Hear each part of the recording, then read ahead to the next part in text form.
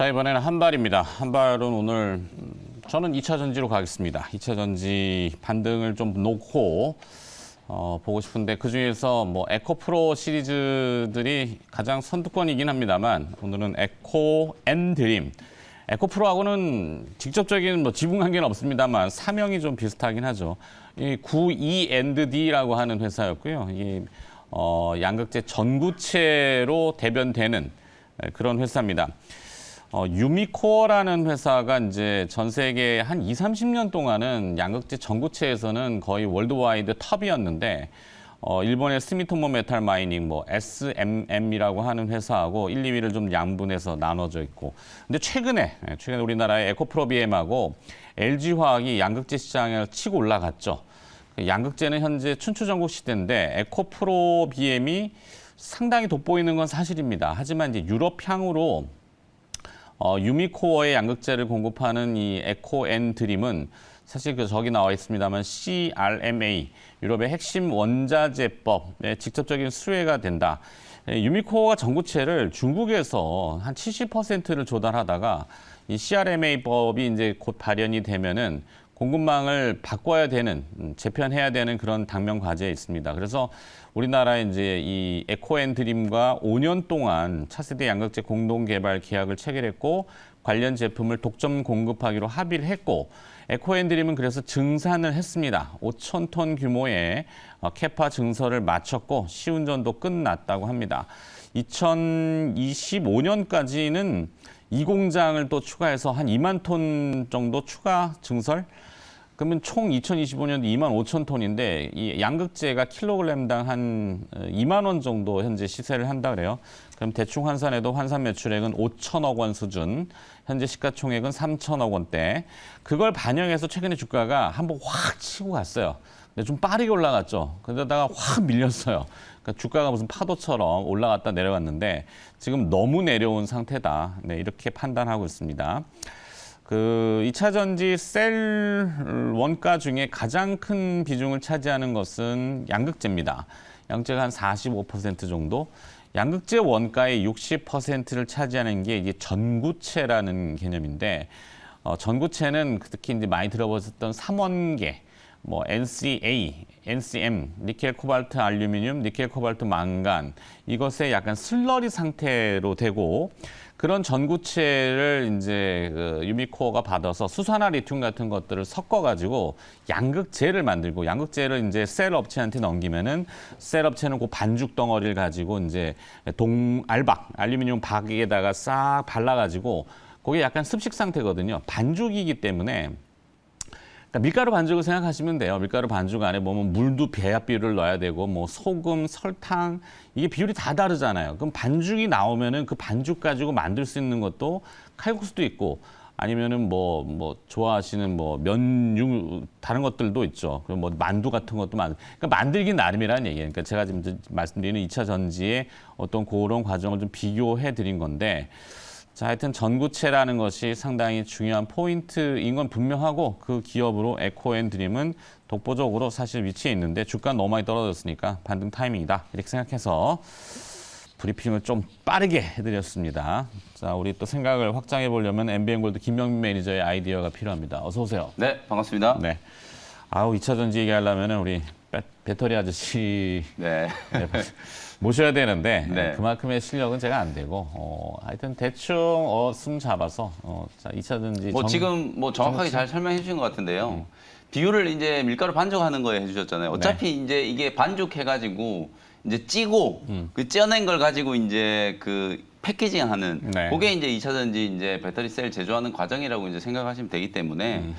사실 이제 가장 좀 중요한 게 앞서도 설명해 주셨다시피 우리가 이제 전기차 배터리를 만들 때 가장 중요한 게 이제 양극재예요. 조금 과장하면 거의 배터리 만드는 데 들어가는 원가의 거의 절반이 이제 양극재 쪽에서 나오고 네. 그 양극재 중에서도 거의 원가의 한 60%를 차지하는 게 이제 전구체이기 때문에 배터리 이제 양극재 전구체가 상당히 좀 중요할 수밖에 없는 거죠. 그래서 특히나 이제 IRA와 CRMA가 이제 본격적으로 이제 시행되면서 결국 핵심은 중국산을 이제 배제하겠다는 거거든요. 네. 중국산을 이제 쓰지 않겠다라는 거기 때문에 대체할 수 있는 걸 찾기 위해서 뭐 광물도 여러 이제 광산의 그 우리나라 기업들도 지금 막 뒤늦게 막 계약을 하고 특히 이제 포스코 그룹 같은 경우에는 그래도 과거에 우리 이명박 정부 때 자원 외교 막 하면서 해외 자원 투자 이런 거 했던 것들 욕을 많이 먹었었는데 이제 와서 좀 빛을 또 발하고 있는 상황이잖아요. 네. 아르헨티나 이제 염호 이제 개발을 해가지고 거기서 리튬을 이제 추출하고 있는 그런 상황이기 때문에 사실상 이제 광물 자원의 확보와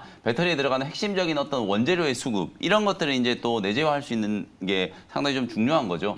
그런 측면에서 봤을 때 뭐 LG 화학이라든지 그다음에 오늘 말씀해 주신 에코앤드림과 같은 이런 이제 전고체 생산을 하고 있는 기업 같은 경우에는 2차 전지 생산을 위한 이제 밸류 체인을 감안했을 때 중요도가 상당히 좀 높을 수밖에 없는 거죠. 네. 말씀하셨던 것처럼 지금 뭐 우리나라의 에코프로 BM이나 LNF 쪽으로 주로 이제 납품을 하는 건 아니지만 그동안에 이제 양극자의 이제 강자였던 벨기에 이제 유무코어 쪽으로 장기 공급 계약이 이미 지금 체결이 되어 있는 상태이기 때문에 네. 사실 이런 이제 소형 회사들 같은 경우에는 이런 장기 공급 계약이 없으면 설비 투자를 하는 것 자체가 상당히 좀 어려울 수밖에 없거든요. 맞아요. 왜냐하면 만들어놨는데 팔리지 않으면 이게 지금 말짱꽝이란 말이에요. 솔직히 요즘에 이제 동진 세미캠이 약간 네. 이제 그런 이슈가 있었거든요. 유럽에 이제 노스볼트 쪽으로 2차 전지 이제 소재 납품하려고 했었는데 사실 유럽 쪽에 이제 지금 브리티시 볼트는 파산을 한 상태고 노스볼트도 지금 수율이 안 잡히다 보니까 상당히 좀 어려운 상태거든요.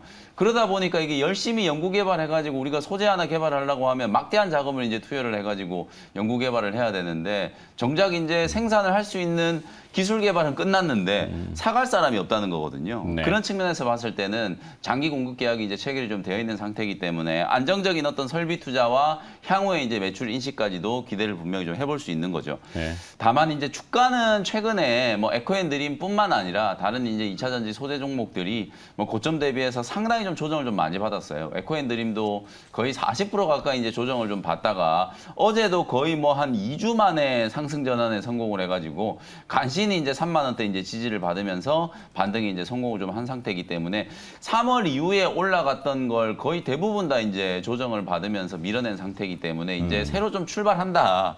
이런 개념으로 저점 매수 접근을 한번 해보셔도 되는 자리라고 보여지고요. 뭐 배터리 관련해서 하나만 조금 더 이제 좀 코멘트를 좀 말씀해서 요즘 뭐 덧붙여드리면 실리콘 응급제 이슈도 크고 네.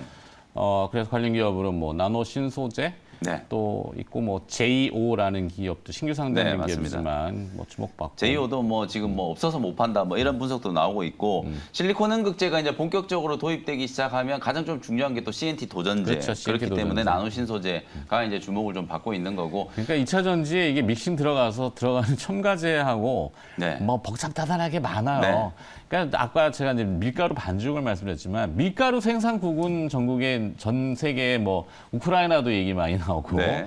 많잖아요. 남미 국가도. 네. 근데 그 밀가루로 원료로 만들 수 있는 음식의 종류와 그 식탁 위에 올라가는 뭐 이거는 천양지차죠. 그렇죠. 천차만별이죠. 네, 그래서 그 2차 전지를 약간 그런 개념으로 네. 제가 지금 비유를 그렇게 맞습니다. 해드렸죠. 이게 어찌 보면 우리가 이제 믹싱 그다음에 뭐 소성 이런 네. 것들 이제 2차 전지의 가장 핵심적인 공정이라고 볼 수 있는데 그러니까 끈적끈적한 거 습성 있는 거를 발라가지고 말리는 게 소성이니까. 그렇죠.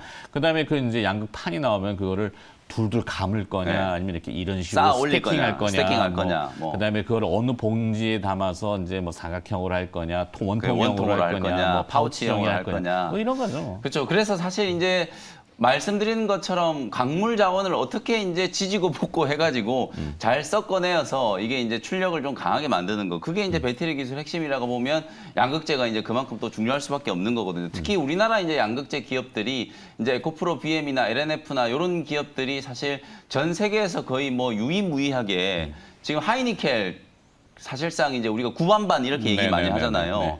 이 하이니켈 양극재 기술을 이제 가지고 있는 기업들은 우리나라가 이제 좀 유일하기 때문에 아마 그런 부분들에 있어서 상당히 좀 강점을 좀 갖고 있고 그래서 앞으로 이제 에코앤드림 같은 경우에도 사실상 뭐 유미코어뿐만 아니라 국내 기업들 쪽으로까지 이제 매출처가 확대가 된다라고 하면 뭐 기업 가치가 여기 머물러 있지는 않겠죠. 네. 지금 우리 중국의 이제 CATL하고 우리나라 이제 배터리 셀 기업들 많이 비교를 하는데 중국은 주로 이제 LFP 배터리, 네. 우리나라는 3원계 리튬이온 배터리를 이제 주로 개발을 하고 있는데 이게 뭐가 좋다 나쁘다 지금 여러 가지 논란들이 좀 있습니다만 어쨌든 저는 기술 개발은 계속 될 거라고 봐요. LFP 근데 배터리도 LFP는 좀 조심스러운 얘기긴 합니다만 너무 시장에서 상당히 위협적인 대상이나 중국의 네. 그 포지셔닝에 대해서 우려하는데 쉽습니다. LFP는 생각보다는 그렇죠. 쉬워요. 진입방향이 높지 그게 않아요. 일반적으로 우리가 이제 생각했을 네. 때 LFP가 지금 점유율이 높다라고 하는 건 중국에서 이제 물량 LFP를 공세. 주로 생산하기 때문에 그렇죠. 점유율이 높은 거거든요. 근데 이제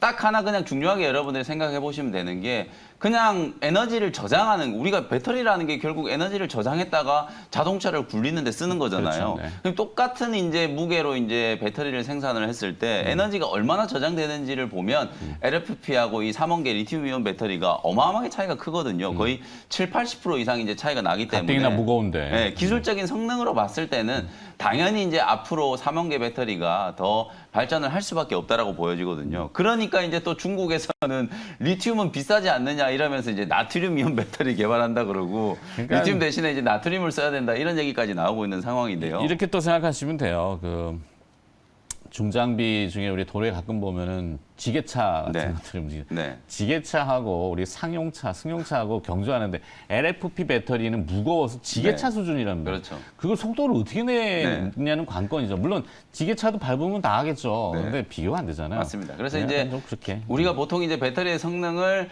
한번 완충을 했을 때 몇 킬로까지 달릴 수 있느냐. 지금 LFP 같은 경우에는 최장 한 300킬로 조금 넘는다라고 하고 지금 네. 리튬이온 같은 경우에는 500킬로, 500kg. 700킬로까지 지금 뭐 가 있는 상태이기 때문에 사실 이제 기술 경쟁력은 비교가 안 된다. 네. 다만 이제 가격적인 측면이 조금 싸다. 뭐 무거우니까 좀 싼 거다. 이렇게 이제 생각을 하면 될 것 그리고 같거든요. 최근에 증권가에서 이제 2차 전지 업체에 대한 그 약간 셀 리포트들이 있어서 논란이었잖아요.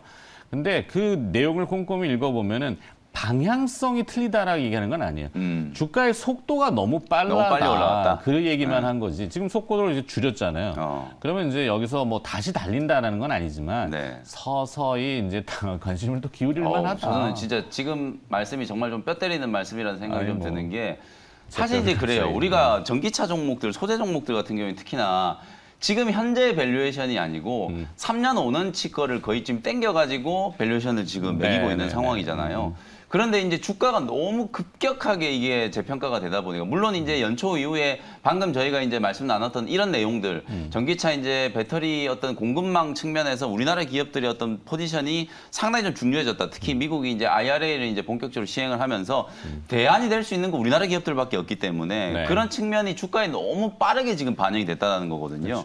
그게 이제 약간 좀 이제 과열 상태로 이제 접어들다 보니까 뭐 셀 리포트도 나오고 과열을 거품이다 시키다. 뭐 이런 얘기까지 나오고 그랬는데 과열을 시키자지 이게 이건 그렇죠. 아닙니다라는 맞습니다. 게 아니잖아요. 그래서 이제 핵심적으로 여러분들 꼭 기억을 하셔야 되는 게 지금 전기차 종목들이 조정받고 있다라고 해서 전기차의 성장 스토리가 뭐 훼손된다거나 그런 게 아니거든요. 아닙니다. 네. 그런 측면에서 봤을 때는 또 에코앤드림처럼 이렇게 이제 또 단기간에 급등을 했다가 또 단기간에 거의 반토막이 났잖아요.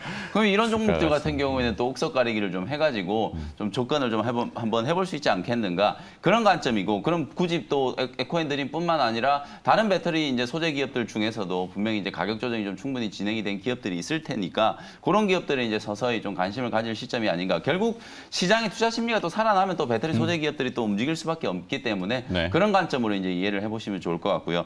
그래서 저는 뭐 오늘 좀 추가를 해드리면 뭐 소재 종목들은 이미 이제 우리 많은 개인 투자자분들이 뭐 양극재, 음극재, 전액 해가지고 이제 거의 섹터별로 다 알고 계시기 때문에 저는 오늘은 그냥 폐배터리 쪽 네. 성일하이텍이라든지 세비킹 같은 이런 폐배터리 최근에 이제 이 폐배터리 이제 경매가 있었는데 거의 경매 가격이 지금 5배가 지금 넘게 뛸 정도로 어쨌든 폐배터리 안에서 또 리튬이라든지 이런 이제 광물들도 많이 추출해내야 되기 때문에 네. 폐배터리 시장 역시도 아직까지 우리나라에 이제 이 폐배터리의 표준이 좀 정해져 있지 않아가지고 약간 좀 애매한 부분이 좀 있습니다만 어쨌든 폐배터리 시장의 성장도 역시나 2차 전지 시장의 성장, 전기차 시장의 성장은 또 같이 갈 수밖에 없기 때문에 좀 끼워 넣는 종목으로는 성일하이텍이라든지 세비캠 이런 폐배터리 관련된 종목들도 관심을 한번 가져보시라는 말씀을 좀 덧붙여 드리도록 하겠습니다. 좋습니다.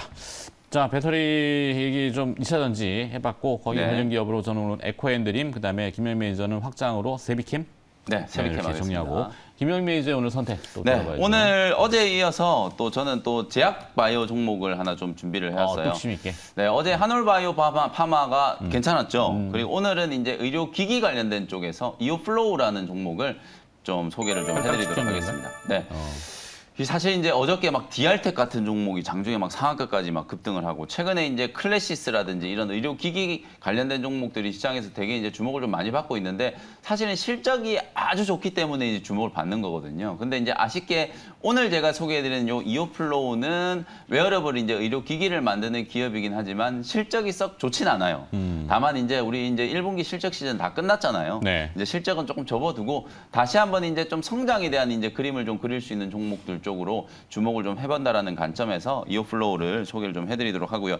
세계에서 두 번째로 인슐린 펌프를 상용화하는 데 이제 성공한 기업이에요. 그 제품명은 이제 이오 패치라고 해가지고 이미 우리나라뿐만 아니라 전 세계 각국에 이제 출시가 돼가지고 상용화가 이제 되어 있는 상품이라고 보시면 되고 2021년부터 우리나라에서는 휴원스모를 통해 가지고 판매가 이제 시작이 됐고 해외 쪽은 지금 뭐 아시아 쪽에서는 주로 이제 동남아 쪽 그리고 이제 유럽 주요 국가와 남미, 북미까지도 지금 수출이 확정되고 있는 단계라고 보시면 될 것 같아요. 보통 이런 의료기기 관련된 기업들이 해외 수출이 이제 시작되는 단계에서는 실적이 이제 빠르게 좋아지진 않아요. 왜냐하면 이게 영업망을 구축하고 몰에 이제 입점하는 과정에서 이제 마케팅 비용이라든지 이런 초기 비용들이 좀 많이 들기 때문에 아직까지는 좀 적자가 좀 많이 나고 있는 상태거든요. 네. 1분기 때도 거의 뭐 영업이익 한 90억 이상 적자가 좀 났습니다만 앞으로 이제 이 해외 투자 적극적으로 지금 증설을 해가지고 연간 기준으로 봤을 때 생산 능력이 이제 한 400만 개까지 이제 확장이 좀 되어 있는 상태거든요.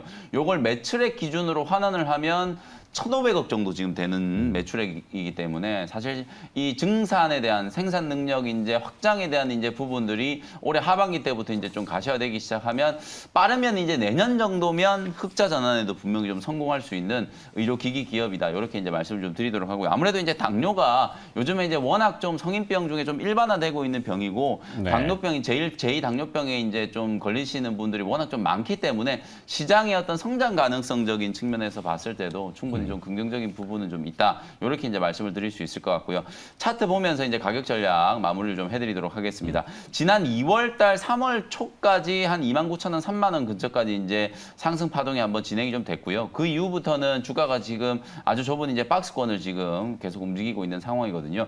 22,000원에서 25,000원대 이제 박스권에 조금 머물러 있는 구간. 여기에 이제 매물 저항이 상당히 좀 강하게 형성되어 있는 구간이거든요. 근데 어저께 제약바이오 기업들과 의료기기 관련된 종목들이 시장 반등과 함께 좀 강하게 수급이 좀 붙어주는 모습이었는데 이오플로우도 어저께 보시는 것처럼 박스권 하단을 조금 이제 탈피하는 가격 흐름이 좀 나왔기 때문에 24,000원에서 25,000원 정도 조금 여유 있게 밴드를 좀 잡아 놓으시고 요 안에서 이제 분할 매수 해가지고 박스권 상단을 한번 뚫어내는 흐름을 기대를 한번 해보시면 좋을 것 같고요. 1차 목표 가격은 3만 원 정도 제시해드리고 손절 가격은 22,000원. 제가 어제도 말씀드렸다시피 특히나 제약바이오 기업들은 반드시 여러분들 좀 손절가도 좀 준수를 하셔야 되니까 손절가를 제가 비교적 조금 타이트하게 잡아드렸거든요. 22,000원 정도 손절 가격 좀 보고 대응 전략을 한번 세워보시면 되겠습니다. 네, 김영민 매니저의 오늘 선택은 이오플로우. 네. 네.